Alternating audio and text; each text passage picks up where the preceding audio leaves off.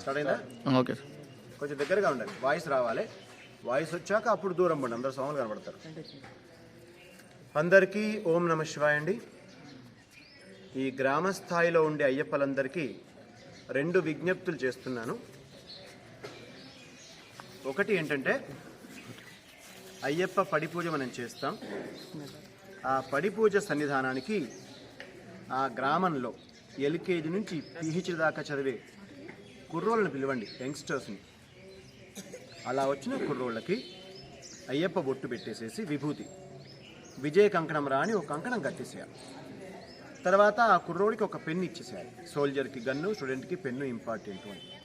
అలా మనం పడి పూజ దగ్గర మన గ్రామంలో ఉన్నటువంటి హిందూ ప్రతి కుర్రోవాడిని కవర్ చేయాలి.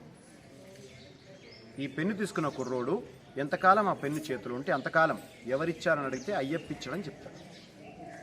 ఇది మొదటి మాట, హిందూ కుర్రోళ్ళందరినీ మనం ఏకత్రితం చేయడం. రెండవ మాట, మనం అందరం అయ్యప్ప దీక్ష నల్లబట్టలు వేసుకుందాం. ఎవరైనా భోజనానికి పిలిస్తే వెళ్ళి భోజనం చేసి వాళ్ళని ఆశీర్వదిస్తాం. అంతవరకు అది మంచిదే. దాంతోపాటు ఏం చేయాలా, మనకి మనమే 4 రోజుల ముందు ప్రతి హిందూ కుటుంబానికి ఒక కరపత్రం ఇచ్చేసేయాలి. ఫలానా రోజు ఉదయం మేము ప్రతి హిందూ కుటుంబం దగ్గర తిరుగుతాం, మేము మీ ఇంట్లోకి వస్తాం, దక్షిణ ఇవ్వద్దు, దండం పెట్టొద్దు, ఫలం ఇవ్వాల్సిన పని లేదు, మేము ఒక 10 శరణు ఘోషలు చెప్పేసి వెనక్కి వచ్చేస్తాం.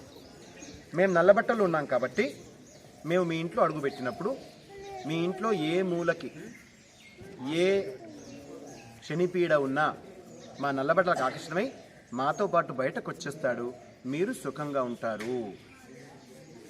ఈ 2 పనులు మనం ప్రతి హిందూ కుటుంబాన్ని కదిలించే అవకాశం ఇస్తుంది.